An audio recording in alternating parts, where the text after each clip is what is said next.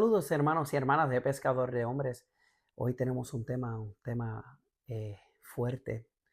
Eh, este tema no es para asustar, sino para concientizar de las dimensiones espirituales. Hablamos siempre de nuestro Señor Jesucristo y ese es el propósito, llevarnos cada uno de nosotros a los pies de nuestro Señor Jesucristo. Pero también tenemos que tocar temas realidades. Eh, esta carta es un testimonio impresionante de una alma condenada, eh, de lo que la llevó a ella al infierno. Como dije al principio, no es para meter miedo, sino para acercarnos más al Señor, para buscar qué estamos haciendo mal en nuestra vida. Y a través de esta carta nosotros aprendemos que tenemos que darle la cara a Jesús y darle la espalda al mundo, la carne y al demonio. Pero antes de comenzar este tema, vamos a invocar al Espíritu Santo y a San Miguel Arcángel para que nos acompañe durante este tema. En el nombre del Padre, del Hijo y del Espíritu Santo. Amén. Ven Espíritu Santo, llena los corazones de tus fieles y enciende en ellos el fuego de tu amor. Envía el Espíritu y todo será creado y renovará la faz de la tierra. Oh Dios, que has instruido los corazones de tus fieles, con la luz del Espíritu Santo concédenos que sintamos rectamente con el mismo Espíritu y gocemos siempre de tu divino consuelo por Cristo nuestro Señor. Amén. San Miguel Arcángel, defiéndonos en la lucha, sé nuestro amparo contra la perversidad y acechanzas del demonio. Que Dios manifieste sobre él su poder. Es nuestra humilde súplica. Y tú, oh príncipe de la milicia celestial, con el poder que Dios te ha conferido, arroja al infierno a Satanás y a los demás espíritus malignos que vagan por el mundo para la perdición de las almas. Amén. En el nombre del Padre, del Hijo y del Espíritu Santo. Amén. El tema de hoy se llama La carta del más allá. Es una carta de una alma condenada al infierno. Dios se nos comunica a nosotros los hombres de muchas maneras. Las Sagradas Escrituras se refieren a muchas comunicaciones divinas hechas a través de visiones, incluso de sueños. Esta carta se transcribe seguidamente y se refiere a una condenación eterna de una joven.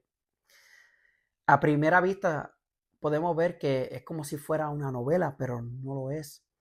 Es considerado, las circunstancias se llega a una conclusión de que no deja de tener un fondo histórico.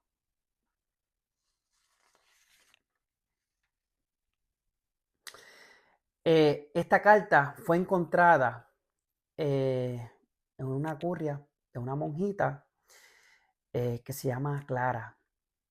Y cuando ella falleció, el reverendo padre Bernhardin Krempel encontró esta carta y él se encargó para que probaran en absoluta la concordancia de esta carta con la iglesia. Vamos a comenzar con el relato de Clara. Clara es la monjita fallecida, pero antes de eso podemos ver que ella trabajaba en una oficina y vemos su conversión a través de esta carta. Y la amiga es Anita. Anita es la fallecida que fue condenada. Dice así el relato de Clara. Tuve una amiga, Anita, es decir, éramos muy próximas por ser vecinas y compañeras del trabajo en el mismo oficina. Más tarde, Annie se casó y no volví a verla. Desde que nos conocimos, había entre nosotras, en el fondo, más amabilidad, propiamente amistad. Por eso sentí muy poco su ausencia cuando, después de su casamiento, ella se fue a vivir a un barrio elegante de las villas lejanos al mío. Durante mis vacaciones en el lago de Garda, en Italia, en septiembre de 1937, recibí una carta de mi madre en la que decía: Anita N. murió en un accidente. La sepultaron ayer en Waldfriedhof. Me impresioné mucho con la noticia. Sabía que mi amiga no había sido propiamente religiosa. ¿Estaría preparada para presentarse ante Dios? ¿En qué estado la habría encontrado su muerte súbita? Al día siguiente escuché misa, comulgué por la intención de Anita en la casa del pensionado de las hermanas donde estaba viviendo. Rezaba fervorosamente por su eterno descanso y por esta misma intención ofrecí mi santa comunión. Durante todo el día percibí cierto malestar que fue aumentando por la tarde. Dormí inquieta, me desperté improviso, escuchando algo así como una sacudida en la puerta del cuarto. Encendí la luz, el reloj indicaba las 12:10. Nada, tampoco ruidos, tan solo las olas del lago del Garda golpeando monótonas contra el muro del jardín del pensionado. No había viento. Yo conservaba la impresión de que al despertar encontraría, además de los golpes de la puerta, un ruido de brisa o viento, parecido al que producía mi jefe de la oficina cuando de mal humor tiraba sobre mi escritorio una carta que lo molestaba. Reflexioné un instante si debía levantarme. No, todo es más que una sugestión, me dije. Mi fantasía se está sobresaltada por la noticia de la muerte. Me di la vuelta en la cama, recé algunos Padre Nuestros por las ánimas y me dormí de nuevo. Soñé entonces que me levantaba de mañana. A las 6, yendo a la capilla, abrí la puerta del cuarto. Me encontré con una cantidad de hojas de carta. Levantarlas, reconocí la letra de Anita y dar un grito fue cosa de un segundo. Temblando, la sostuve en mis manos. Confieso que quedé tan aterrorizada que no pude rezar. Apenas respiraba. Nada mejor que huir de allí, salir al aire libre. Me arreglé rápidamente, puse la carta dentro de mi cartera y salí enseguida. Subí por los tortuosos caminos entre olivos, laureles y las quintas de la villa, más allá del conocido camino guardesano. La mañana parecía radiante. En los días anteriores yo me detenía cada 100 pasos, maravillada por la vista que ofrecía el lago y la isla de Garda.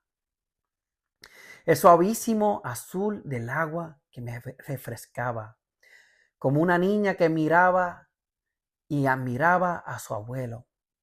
Así contemplaba, extasiada, al ceniciento monte de Baldo, que se levanta en la orilla opuesta del lago hasta los 2.200 metros de altura. Ese día no tenía ojos para todo eso. Después de caminar cuarto de hora, me dejé caer maquinalmente sobre un banco ubicado entre dos cipreses, donde la víspera había leído con placer la doncella Teresa. Por primera vez veía en los cipreses el símbolo de la muerte, algo en lo que antes no había pensado. Tomé la carta. No tenía firma. Sin la mejor duda, estaba escrita por Annie. No faltaba la gran S ni la T francesa, a la que se había acostumbrado en la oficina para irritar al señor G. No era su estilo, por lo menos no era así como hablaba de costumbre. Lo habitual en ella era la conversación amable, la risa, subrayada por los ojos azules y su graciosa nariz. Solo cuando discutíamos asuntos religiosos se volvía mordaz y caía en el tono rudo de la carta.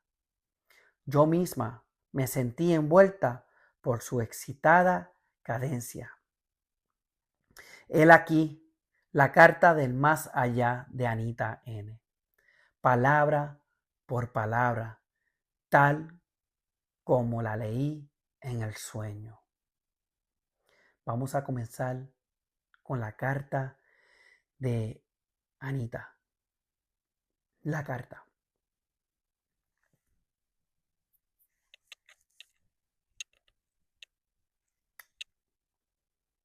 Clara, no reces por mí.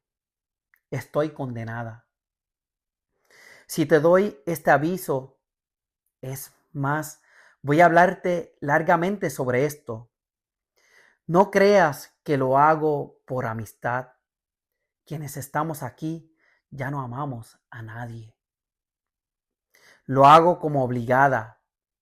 Es parte de la obra de esa potencia que siempre quiere el mal y realiza el bien. En realidad, me gustaría verte aquí, a donde llegue para siempre. No te extrañes de mis intenciones. Aquí todos pensamos así. Nuestra voluntad está petrificada en el mal, es decir, en aquello que ustedes consideran mal, aun cuando pueda hacer algo bien, como lo hago ahora, abriéndote los ojos ante el infierno. No lo hago con recta intención. ¿Recuerdas? Hace 4 años que nos conocimos en la M, en la oficina. Tenías 23 años y ya trabajabas en el escritorio desde 6 meses antes. Cuando yo ingresé, varias veces me sacaste de apuros. Con frecuencia me dabas buenos avisos que a mí principalmente me veían muy bien. Pero, ¿qué es bueno?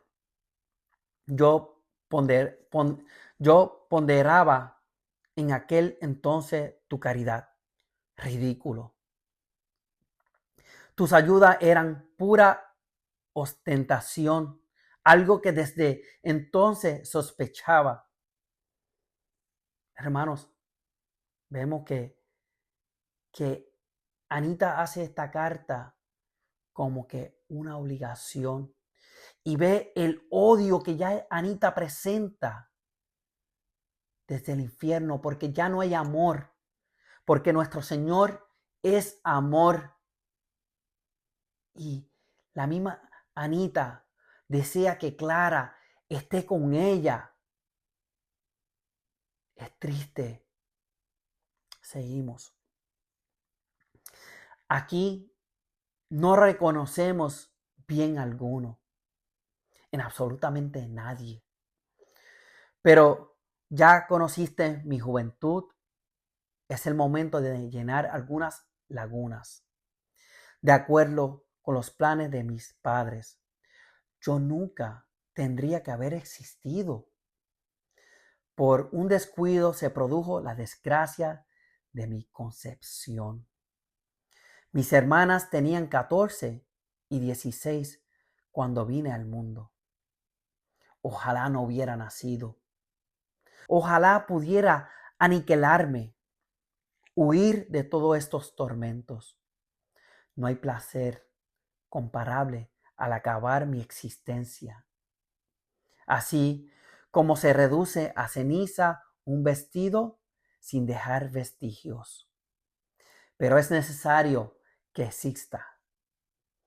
Es preciso que yo sea tal como me he hecho con el fracaso total de la finalidad de mi existencia.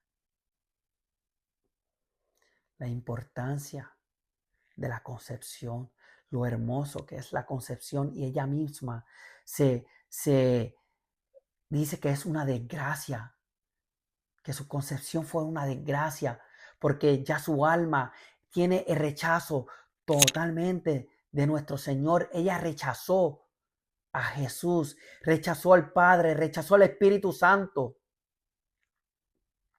Seguimos con la carta que ella va a hablar desde pequeña.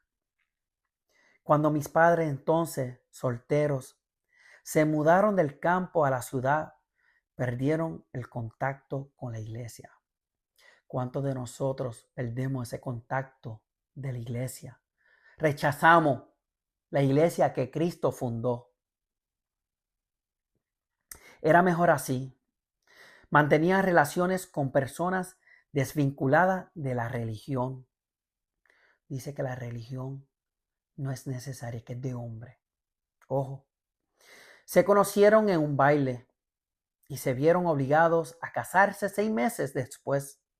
En la ceremonia nupcial recibieron solo unas gotas de agua bendita, la suficiente para traer a mamá a la misa dominical unas pocas veces al año. Es necesario ir a misa, no solamente una vez al año o pocas veces. Domingos son domingos de nuestro Señor. Ella nunca me enseñó verdaderamente a rezar. ¿Cuántas veces vemos eso en nuestras familias? Que no enseñamos verdaderamente a rezar, sacar esa oración a nuestro Señor. Todo su esfuerzo se agotaba en los trabajos cotidianos de la casa. Nos enfocamos en los trabajos cotidianos y no las cosas de nuestro Señor. Aunque nuestra situación no era mala, palabras como rezar, misa, agua bendita, iglesia, solo puedo escribirla con íntima repugnancia, con incomparable repulsión. Detesto profundamente a quienes van a la iglesia y en general a todos los hombres y a todas las cosas. Todo es tormento. Cada conocimiento recibido, cada recuerdo de la vida y de lo que sabemos se convierte en una llama incandescente. Qué fuerte. Y todos estos recuerdos nos muestran las oportunidades en que despreciamos una gracia.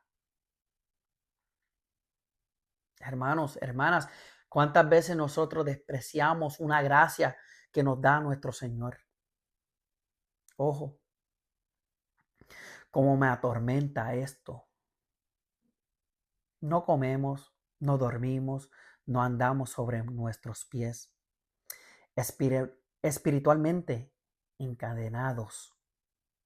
Los reprobos contemplamos desesperados nuestra vida fracasadas, aullando y rechinando los dientes, atormentados y llenos de odio. ¿Entiendes? ¿Entiendes? Lo que Annie nos presenta desde el infierno, el dolor, el odio, el encarcelamiento perpetuo. Aquí bebemos el odio como si fuera agua. Nos odiamos unos a los otros, más que a nada odiamos a Dios. Quiero que lo comprendas. Los bienaventurados en el cielo deben amar a Dios porque lo ven sin velos en su deslumbrante belleza. Esto los hace indescriptiblemente felices. Nosotros lo sabemos. Y este conocimiento nos enfurece.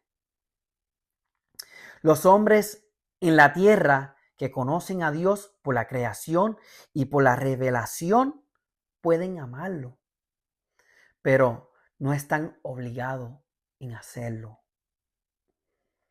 El creyente, te lo digo furiosa, que contempla meditando a Cristo con los brazos abiertos sobre la cruz, terminará por amarlo.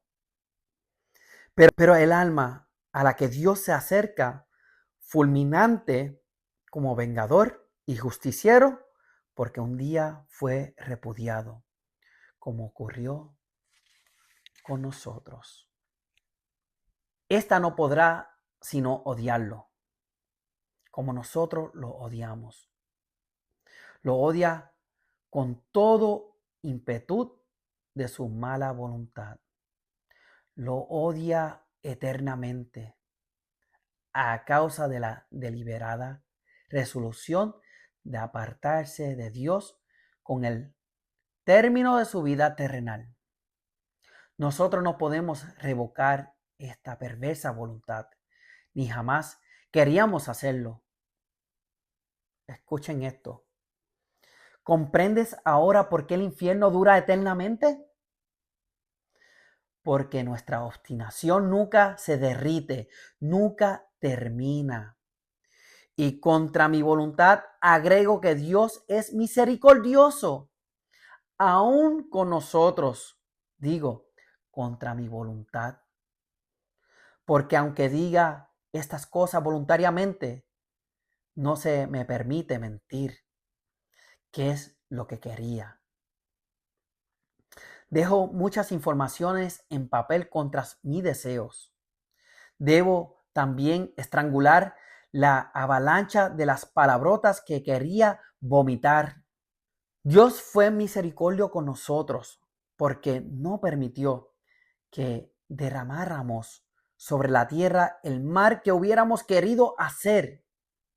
Si no lo hubiera permitido, habríamos aumentado mucho nuestra culpa y castigo. Nos hizo morir antes de tiempo, como hizo conmigo, o hizo que intervinieran a causa atenuantes. Ve cuán grande es la misericordia de nuestro Señor, que aunque el alma esté en contra de él, Dios permite que se vaya antes para que su tormento sea menos. Esa es la misericordia y el amor de nuestro Señor.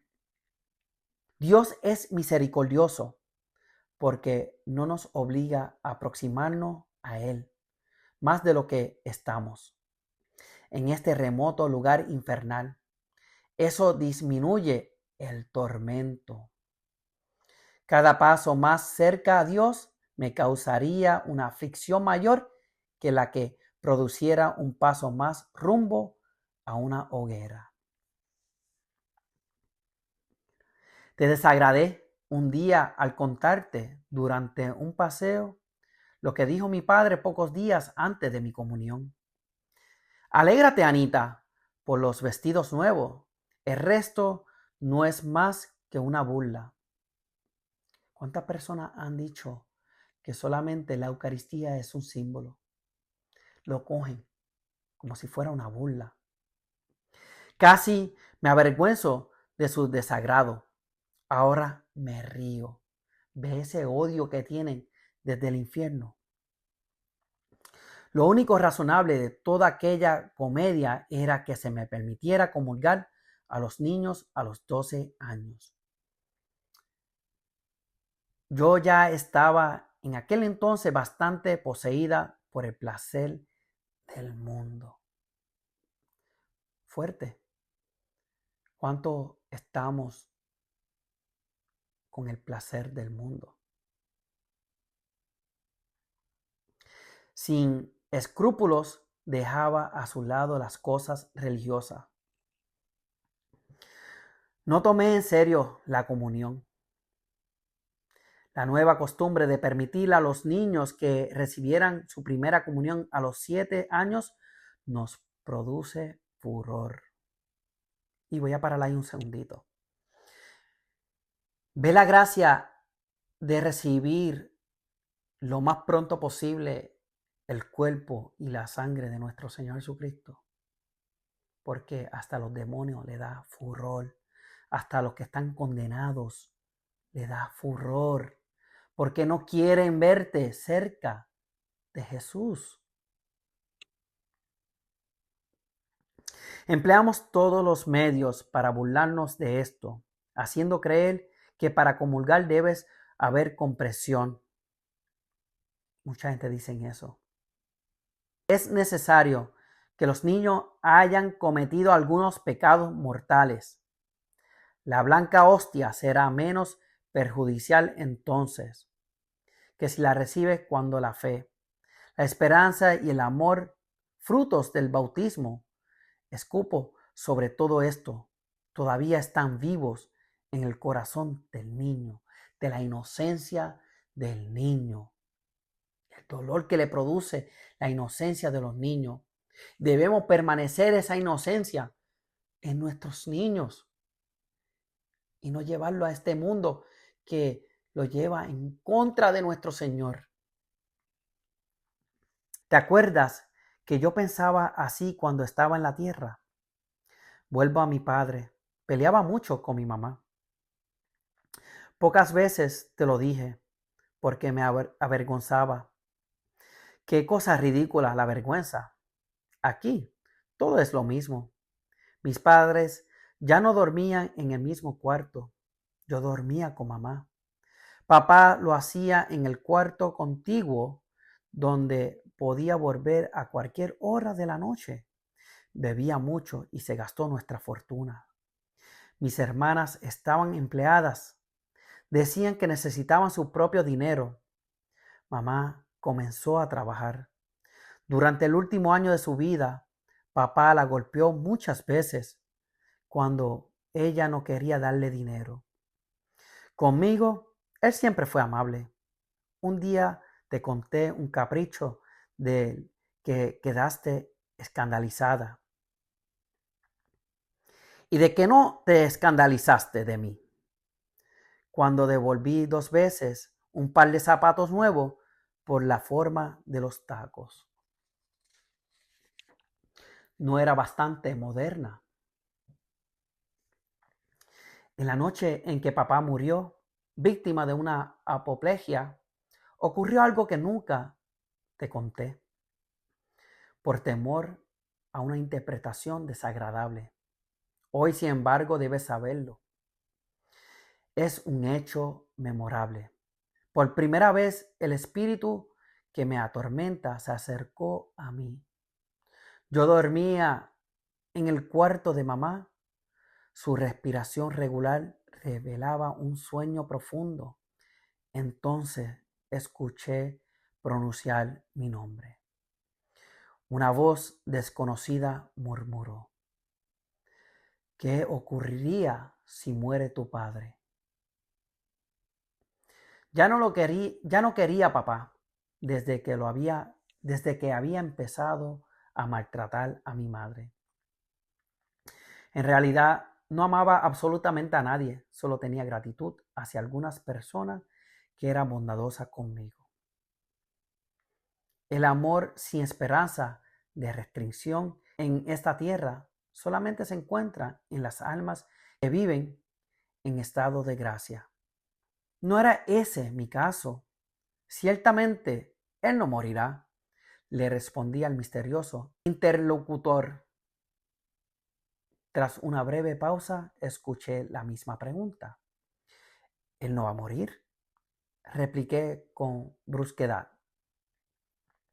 Por tercera vez me preguntó, ¿qué ocurrirá si muere tu papá? Me presenté en ese momento en la imaginación el modo como mi padre volvía muchas veces, medio ebrio, gritando, maltratando a mi mamá, avergonzándonos frente a los vecinos. Entonces respondí con rabia, bien, es lo que merece, que muera. Después de todo, quedó en silencio. A la mañana siguiente, cuando mamá fue a ordenar el cuarto de papá, encontró la puerta cerrada. Al mediodía la abrieron por la fuerza. Papá semidesnudo estaba muerto sobre la cama. A ir a buscar cerveza al sótano debió sufrir una crisis mortal. Desde hacía tiempo que estaba enfermo. ¿Habrá hecho depender Dios de la voluntad de su hija, con la que el hombre fue bondadosa? La obtención de más tiempo y ocasión de convertirse. Marta K. y tú hicieron ingresar en una asociación de jóvenes. Nunca te oculté que consideraba demasiado parroquiales. Las instrucciones de las dos directoras, la señorita X, los juegos eran bastante divertidos. Como sabes, llegué en poco tiempo a tener allí un papel preponderante. Eso era lo que me gustaba. También me gustaban las excursiones. Llegué a dejarme llegar algunas veces a confesar y comulgar para decir la verdad. No tenía nada para confesar. Los pensamientos y las palabras no significaban nada para mí y para acciones más groseras todavía no estaba madura. Un día me llamaste la atención. Ana, si no rezas más tardes, te perderás. Realmente, yo rezaba muy poco, y ese poco siempre a disgusto de mala voluntad. Sin duda tenías razón. Los que arden en el infierno no rezaron o rezaron pocos. La oración es el primer paso para llegar a Dios. Es el paso decisivo, especialmente la oración a aquella que es la Madre de Cristo, cuyo nombre no es lícito pronunciar. Qué fuerte. Muchos dicen, no podemos rezar a Mamita María. Lo está diciendo una alma condenada. La devoción a ella arranca innumerables almas al demonio. Almas a las que sus pecados las habrían lazado infaliblemente en sus manos. Furiosa, continuó, porque estoy obligada a hacerlo. Aunque no aguanto más la tanta rabia, rezar es lo más fácil que se puede hacer en la tierra. Y justamente de esto, que es facilísimo, Dios hace depender nuestra salvación. Al que reza con perseverancia, paulativamente, Dios le da tanta luz y lo fortalece de tal modo que hasta el más impedernido pecador puede recuperarse. Aunque se encuentre hundido en el pantano hasta el cuello. Durante los últimos años de mi vida ya no rezaba más, privándome así de las gracias, sin las que nadie se puede salvar. Qué cosas. A veces no aprovechamos las gracias. A veces no aprovechamos en darle la oración, agradecer a nuestro Señor por darnos un minuto de vida, un segundo de vida. Debemos aprender a hacerlo más simple que hablar con nuestro Señor, tener esa comunión con nuestro Señor. Sigo. Aquí no recibimos ningún tipo de gracias. Aunque la recibiéramos, la rechazaríamos con escarnio. Todas las vacilaciones de la existencia terrenal terminaron en esta otra vida. En la tierra, el hombre puede pasar del estado del pecado al estado de gracia. De la gracia se puede caer al pecado. Muchas veces caí por debilidad, pocas por maldad. Con la muerte, cada uno entra en su estado final, fijo, inalterable, a medida que se avanza en edad. Los cambios se hacen más difíciles. Es cierto que uno tiene tiempo hasta la muerte para unirse a Dios o para darle la espalda. Sin embargo, como si estuviera arrastrado por la correntada antes del tránsito final, con los últimos restos de su voluntad debilitada, el hombre se comporta según las costumbres de toda su vida. Por eso el tiempo de entregarse al Señor es ahora, mientras que tiene ese poder. Porque si lo dejamos para mañana, ¿cuántas veces hemos dicho, ay, voy a hacer la locura, voy a hacer mi travesura ahora y cuando llegue a viejo, pues me acerco al Señor, me entrego al Señor? Y si no tiene ese tiempo para entregarte al Señor, aprovechemos esa gracia que nuestro Señor nos da para tener comunión con Él, para no perdernos.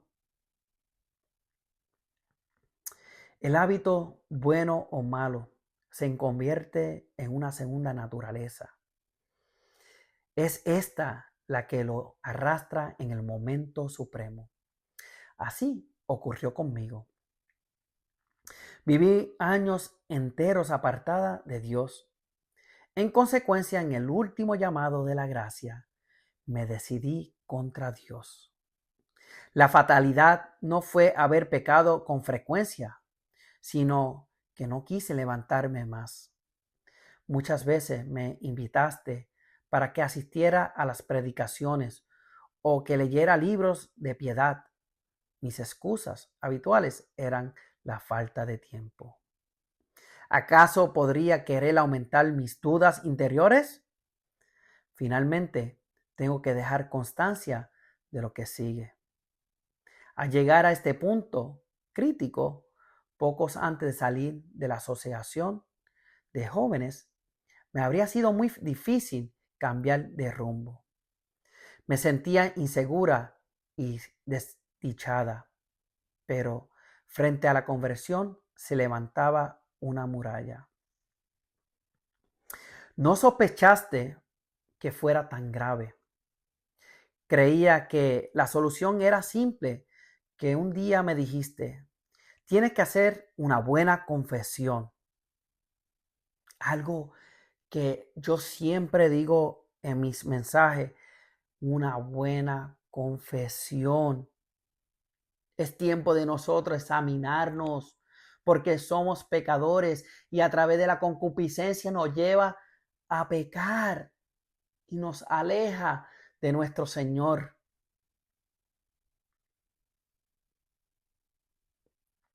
Ani, todo volverá a ser normal. Me daba cuenta que sería así. Pero el mundo, el demonio y la carne, nuestros tres enemigos, me retenían demasiado firme entre sus garras. Nunca creí en la influencia del demonio. Ahora doy testimonio de que el demonio actúa poderosamente sobre las personas que están en las condiciones en que yo me encontraba entonces. Solo muchas oraciones propias y ajenas, junto con sacrificios y sufrimientos, podrían haberme rescatado. Y aún esto, poco a poco. Si bien hay un pocos posesos corporales, son innumerables los que están poseídos internamente por demonios. El demonio no puede arrebatar el libre albedrío de los hombres. que se abandonan a su influencia. Pero como castigo por su casi total apostasía, el rechazo a Dios, el rechazo de su iglesia, Dios permite que el maligno se anide en ellos. Yo también odio al demonio y sin embargo me gusta porque trata de arruinarlos a todos ustedes. El trabajo del demonio es tratar de arruinarnos, alejarnos de nuestro Señor. Él y sus secuaces, los ángeles que cayeron con él desde el principio de los tiempos, son millones, vagando por la tierra, innumerables como enjambres de moscas. Ustedes no los perciben, a los reprobos. No nos incumbe tentar. Eso le corresponde a los espíritus caídos. Cada vez que arrastran una nueva alma al fondo del infierno, aumenta aún más sus tormentos. Pero, ¿de qué no es capaz el odio? Aunque andaba por caminos tortuosos, Dios me buscaba. Yo preparaba el camino para la gracia, con actos de caridad natural, que hacía muchas veces por la inclinación de mi temperamento. A veces Dios me atraía a una iglesia. Allí sentía una cierta nostalgia. Cuando cuidaba a mi madre enferma, a pesar de mi trabajo en la oficina durante el día, haciendo un sacrificio de verdad, los atractivos de Dios actuaban poderosamente. Una vez fue en la capilla del hospital, a donde me llevaste durante el descanso del mediodía. Quedé tan impresionada que estuvo solo a un paso de mi conversión. Lloraba, pero enseguida llegaba el placer del mundo, derramándose como un torrente sobre la gracia, las espinas ahogando el trigo. Como la explicación de la religión es sentimentalismo. Como siempre se decía en la oficina, rechacé también esta gracia como todas las otras. En otra ocasión me llamaste la atención porque en lugar de la genuflexión hasta el piso, hice solamente una ligera inclinación con la cabeza. Pensaste que eso lo hacía por pereza, sin sospechar que ya entonces había dejado de creer en la presencia de Cristo en el sacramento. ¿Cuánto se le hace difícil creer que Cristo está realmente en el sacramento? Te lo está diciendo una alma condenada. Ahora creo, y aunque solo materialmente, tal como se cree en la tempestad, cuyas señales y efectos se perciben. En este interín me había fabricado mi propia religión. Me gustó la opinión generalizada en la oficina de que después de la muerte el alma volvería a este mundo en otro ser, reencarnándose sucesivamente sin llegar nunca a un fin. Con esto estaba resuelto el angustiante problema del más allá. Imaginé haberlo hecho inofensivo. ¿Por qué no me recordaste la parábola del rico en Pulón y del pobre Lázaro, en la que el narrador, Cristo, envió después de la muerte a uno al infierno y al otro al cielo? Pero, ¿qué habría conseguido? No mucho más de lo que conseguiste con todos tus otros discursos beatos. Poco a poco me fui fabricando un Dios con un atributo suficiente para ser llamado así, bastante lejos de mí, como para que no me obligara a tener relaciones con él, suficientemente confuso para poder transformarlo a mi antojo. De este modo, sin cambiar de religión, yo podía imaginarlo como un Dios pateísta del mundo o pensarlo poéticamente como un Dios solitario. ¿Cuántos tenemos un Dios a nuestra manera y no un Dios de la Escritura, un Dios vivo, un Dios eficaz, un Dios que está esperando por ti, que nos regala la gracia para que nosotros tengamos esa comunión con Él? ¿Cuántos? Dos caminos. Este Dios no tenía cielo para premiarme ni infierno para asustarme. Hoy en día hay gente que dice que el infierno no existe, que son cosas para asustarnos, o lo que creen que no hay cielo, no hay infierno, que cuando nos toque nuestra partida se acabó todo. Hermanos, no, hay un cielo, hay un infierno y es la realidad. Yo lo dejaba en paz. En esto consistía mi culto de adoración. Es fácil creer en lo que agrada. Con el transcurso de los años, estaba bastante persuadida de mi religión. Se vivía bien así, sin molestia. Solo una cosa podría haber roto mi suficiencia: un dolor profundo y prolongado. Pero este sufrimiento no llegó. ¿Comprendes ahora el significado de Dios castiga a aquellos que ama?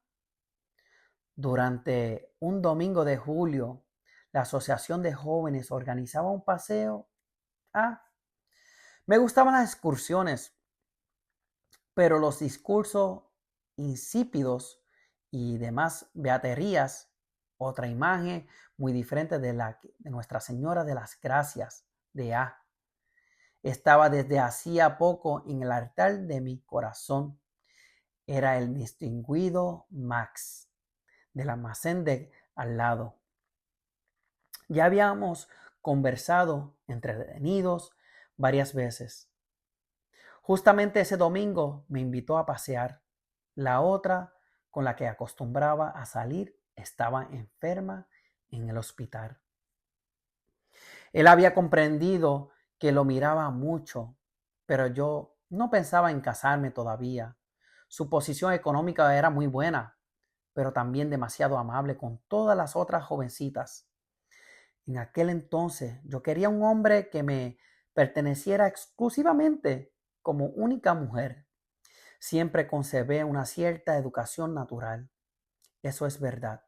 A pesar de su indiferencia religiosa, Annie tenía algo noble en su persona. Me desconcierta que también las personas honestas puedan caer en el infierno si son deshonestas al huir del encuentro con Dios. En este paseo, Max me colmó de amabilidades. Nuestras conversaciones, claro, no eran sobre la vida de los santos como la de ustedes. Al día siguiente, en la oficina, me reprendiste por no haber ido al paseo de la asociación. Cuando te conté mi diversión del domingo, tu primera pregunta fue: ¿escuchaste misa? Tonta. ¿Cómo podríamos ir a la misa si salimos a las 6 de la mañana? Me acuerdo que, muy exaltada, te dije: el buen Dios no es tan mezquizo como lo son los curas. Ahora debo confesar que Dios, a pesar de su infinita bondad, considera todo con más seriedad que todos los sacerdotes juntos. Después de este primer paseo con Max, fui solamente una vez a la asociación, en la fiesta de la Navidad. Algunas cosas me atraían, pero en mi interior ya me había separado de todas ustedes. Los bailes, los paseos continuaban. A veces peleábamos con Max, pero yo sabía cómo retenerlo. Odié mucho a mi rival, que al salir del hospital se puso furiosa. En realidad eso me favoreció. La calma distinguida que yo mostraba produjo una gran impresión en Max, que se inclinó definitivamente por mí. Conseguí encontrar la forma de denigrarla. Me expresaba con calma por fuera en realidades objetivas, por dentro vomitando hiel. Estos sentimientos, actitudes, conducen rápidamente al infierno, son diabólicos en el sentido estricto del término, porque te cuento todo esto para explicarte que así me aparté definitivamente de Dios. En realidad, Max y yo no llegamos muchas veces al extremo de la familiaridad. Me daba cuenta que me rebajaría a sus ojos si le concedería toda libertad antes de tiempo. Por eso supe controlarme. Realmente yo estaba siempre dispuesta para que lo que consideraba útil tenía que conquistar a Max. Para eso, ningún precio era demasiado alto. Nos fuimos amando poco a poco, porque ambos teníamos valiosas cualidades que podíamos apreciar mutuamente. Yo era habilidosa, eficiente, de trato agradable. Retuve a Max con firmeza y conseguí, al menos durante los últimos meses antes del casamiento, ser la única que lo poseía. En eso consistió mi apostasía, en hacer mi Dios una criatura. En ninguna otra cosa puede realizarse más plenamente la apostasía como en el amor a una persona del otro sexo. Cuando ese amor se ahoga en la materia, esto es su encanto, su aguijón y su veneno. La adoración que tenía por Max se convirtió en mi religión. En ese tiempo, en la oficina, yo arremetía virulentamente contra los curas, los fieles, indulgencias, los rosarios y los demás estupideces. Trataste de defender con una cierta inteligencia todo lo que yo atacaba, aunque quizás sin sospecha que en realidad el problema no estaba en esas cosas. Lo que yo buscaba era un punto de apoyo. Todavía lo necesitaba para justificar racionalmente mi apostasía. Estaba sublevada contra Dios. No te dabas cuenta, creías que todavía era católica. Por otra parte, yo quería ser llamada así, inclusive pagaba la contribución para el culto, porque un cierto reaseguro nunca viene mal. Es posible que sus respuestas a veces dieran en el blanco, pero no me alcanzaba porque no te concedía la razón. A raíz de estas relaciones sobre bases falsas, fue pequeño el dolor de nuestra separación con motivo de mi casamiento. Antes de casarme, me confesé y comulgué una vez más. Era una formalidad. Mi marido pensaba igual. Si era una formalidad, ¿por qué no cumplirla? Ustedes dicen que una comunión así es indigna. Bien, después de esa comunión indigna, logré un cierto sosiego en mi conciencia. Esa comunión fue la última. Nuestra vida conyugal transcurría en general en armonía. En casi todos los puntos teníamos la misma opinión. También en esto no queríamos cargar con hijos. En realidad mi marido quería tener uno solo naturalmente. Finalmente conseguí que él renunciara a ese deseo. Lo que más me gustaba eran los vestidos, los muebles lujosos, las reuniones mundanas, los paseos en el automóvil y otras distracciones. Fue un año de placer el que me dio entre mi casamiento y mi muerte repentina. Máscara todos los domingos íbamos a pasear en el auto, visitábamos a los parientes de mi marido. Me avergonzaba de mi madre. Esos parientes se destacaban en una vida social igual que nosotros, pero en mi interior, sin embargo, nunca fui feliz. Había algo indeterminado que me corría. Mi deseo era que al llegar la muerte, la que sin duda demoraría mucho todavía, todo ocurría tal como yo lo había escuchado de mi niña durante una plática. Dios recompensa en este mundo toda obra buena que se haga. Si no puede premiarla en la otra, lo hace en la tierra. Inesperadamente recibí una herencia de mi tía Lote. Mi marido tuvo la suerte de ver su ingreso notablemente aumentados. Así pudimos instalar confortablemente una casa nueva. Mi religión estaba muriendo. Como un resplandor crepuscular en un firmamento lejano. Los bares de la ciudad, los hoteles y los restaurantes por los cuales pasábamos en nuestros viajes no nos acercaba a Dios.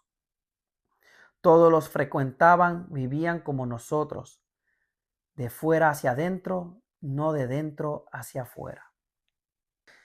Si durante los viajes de vacaciones visitábamos un célebre catedral, tratábamos de divertirnos con el valor artístico de sus obras primas.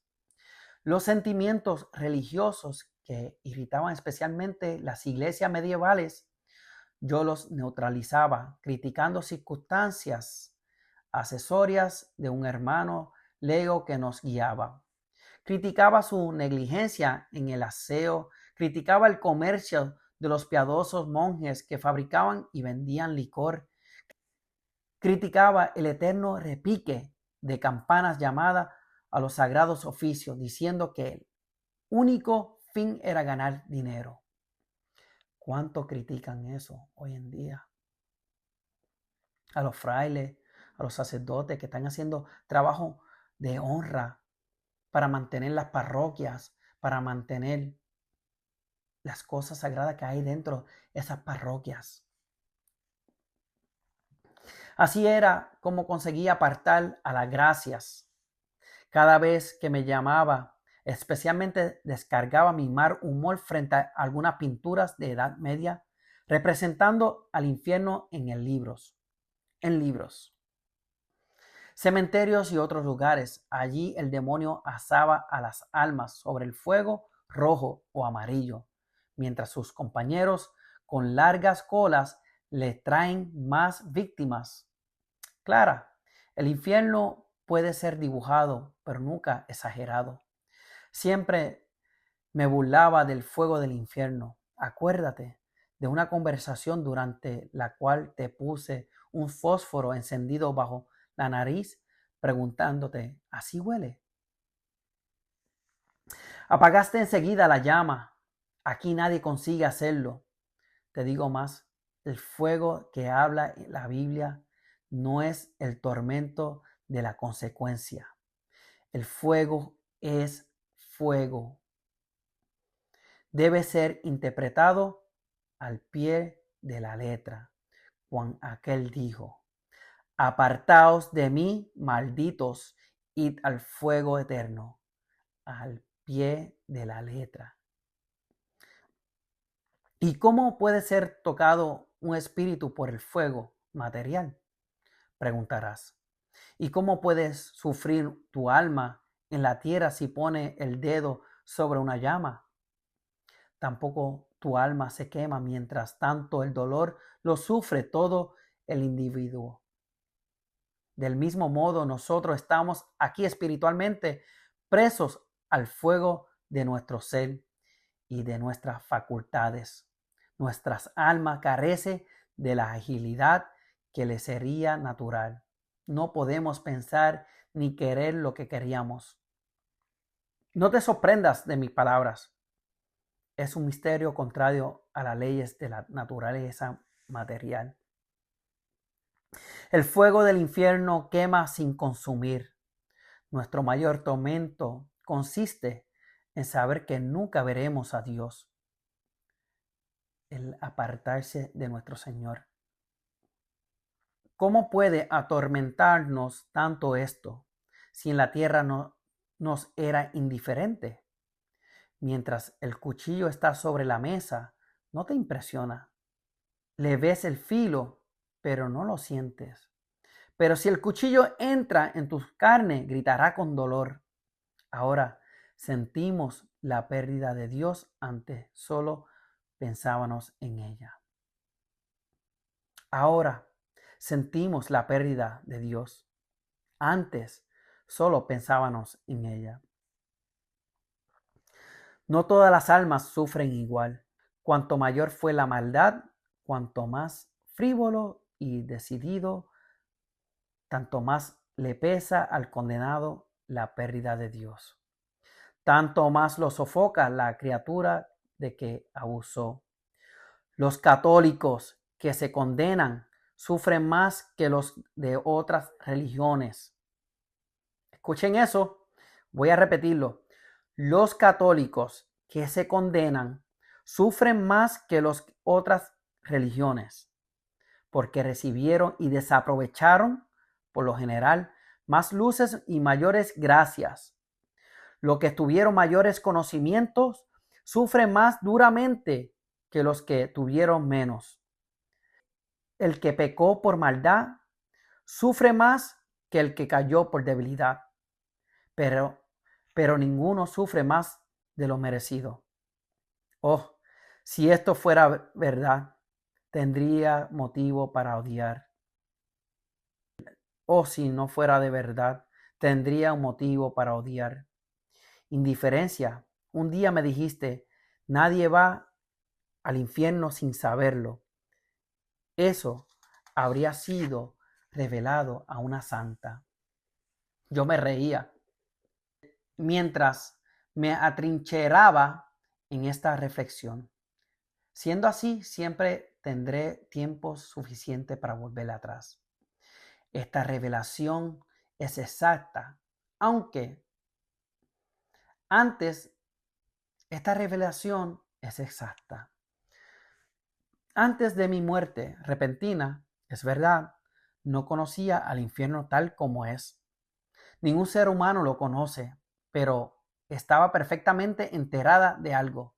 Si mueres, me decías, entrarás en la eternidad como una fecha directamente contra Dios. Habrá que aguantar las consecuencias. Como te dije, no volví atrás. Perseveré en la misma dirección, arrastrada por la costumbre con la que los hombres actúan cuanto más envejecen. Mi muerte ocurrió así, hace una semana, digo, según cuentas que llevan ustedes, porque si calculara por mis dolores, podría estar ardiendo en el infierno desde hace 10 años. Mi marido y yo salimos en otra excursión dominguera, que fue la última para mí. El día estaba radiante de sol. Me sentía bien, como pocas veces. Sin embargo, me traspasaba un pensamiento siniestro. Inesperadamente, en el viaje de regreso, mi marido y yo fuimos enceguecidos por los faros de los automóviles, que veían el sentido contrario a gran velocidad. Max perdió el control del vehículo. ¡Jesús! Se escapó de mis labios, no como oración, sino como grito. Sentí un dolor aplastante comparado con el tormento actual, una bagatela. Después perdí el sentido. Qué extraño. Aquella misma mañana, sin explicación, había surgido en mi mente este pensamiento. ¿Por una vez podría ir a misa? Era como una súplica. Un no claro y decidido cortó el curso de la idea. Con esas cosas tengo que terminar definitivamente. Es decir, asumí todas las consecuencias, ahora las soporto. Lo que ocurrió después de mi muerte, lo sabes. La suerte de mi marido, de mi madre, lo que ocurrió con mi cadáver, mi entierro, lo sé por una intuición natural que tenemos todo lo que estamos aquí. Del resto de lo que ocurre en el mundo, poseemos un conocimiento confuso. Sabemos lo que se refiere a nosotros. De este modo, veo lugar donde vives. Desperté de improviso en el momento de mi muerte. Me encontré inundada por la luz ofuscante. Era el mismo sitio donde había caído mi cadáver. Sucedió como un teatro. Cuando se apagan las luces de la sala, sube el telón y aparece una escena trágicamente iluminada. La escena de mi vida, lo que es el juicio particular. Como en un espejo de mi alma se mostró a sí mismo. Vi las gracias despreciadas, pisoteadas desde mi juventud hasta el último no frente a Dios. Me sentí como un asesino al que llevan ante el tribunal para ver a la víctima. Exanime, arrepentirme, nunca, avergonzarme, jamás. Mientras tanto, no conseguía permanecer bajo la mirada de Dios, quien rechazaba. Solo tenía una salida, la fuga. Así como Caín huyó del cadáver de Abel, así mi alma se proyectó lejos de la visión del horror. Este era mi juicio particular.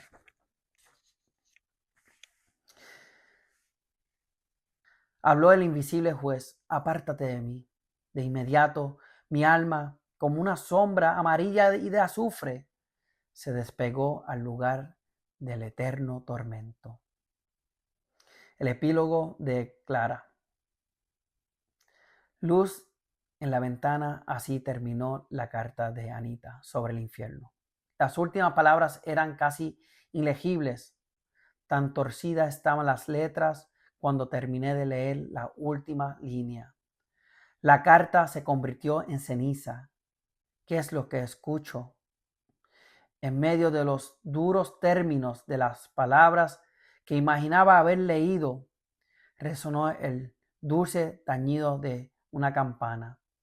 Me desperté de inmediato. Estaba acostada en mi cuarto. La luz matinal entraba por la ventana. Las campanas de las Ave Marías llegaban de la iglesia parroquial. Todo había sido un sueño. Nunca había sentido antes el Ángelus tanto consuelo como después de ese sueño. Lentamente fui rezando las oraciones. Entonces comprendí: la bendita Madre del Señor quiere defenderte. Venera a María filialmente si no quieres tener el destino que te contó. Aunque fuera en sueño, un alma que jamás verá a Dios. Temblando todavía por la visión nocturna, me levanté, me vestí con prisa y huí a la capilla de la casa. Mi corazón palpitaba con violencia. Los huéspedes que estaban más cerca me miraban con preocupación. Quizás pensaban que estaba agitada por correr escalera abajo. Una bondadosa señora Budapest, un alma sacrificada, pequeña como una niña, miope, aún fervorosa en el servicio de Dios, de gran penetración espiritual, me dijo por la tarde en el jardín: señorita, nuestro Señor no quiere ser servido con excitación, pero ella advertía que otra cosa me había excitado y aún me preocupaba. Agregó bondadosamente: nada te turbe. Conoces el aviso de Santa Teresa: nada te espante, todo pasa. Quien a Dios tiene, nada le falta, solo Dios basta. Mientras susurraba esto sin adoptar el aire magistral, parecía estar leyendo mi alma. Solo Dios basta. Sí, Él ha de bastarme en este o en el otro mundo. Quiero poseerlo allí un día, por más sacrificios que tenga que hacer aquí para vencer. No quiero caer en el infierno. Hermanos, hermanas de pescador de hombres, algo que quiero invitar a cada uno de ustedes es acercarse más a nuestro Señor.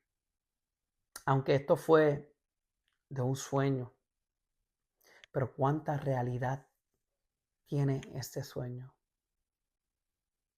¿Cuánta realidad tiene que nosotros nos dejamos llevar por los enemigos de la carne?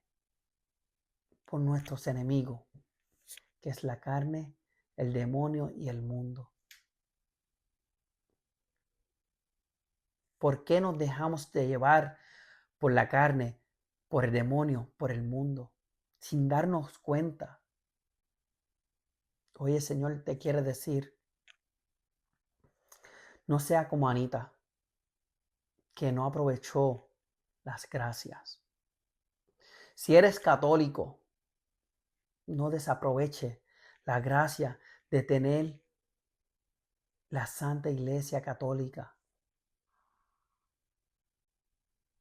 No desaproveche esas gracias, porque el Señor quiere tenerte a ti, no buscar gozos mundanos, no buscar cosas que nos llene por tiempo, sino que nos llene con un tiempo mayor.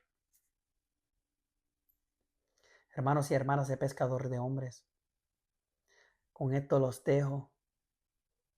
Que Dios los bendiga. ¿Quién como Dios? Nadie como Dios. Dios los bendiga.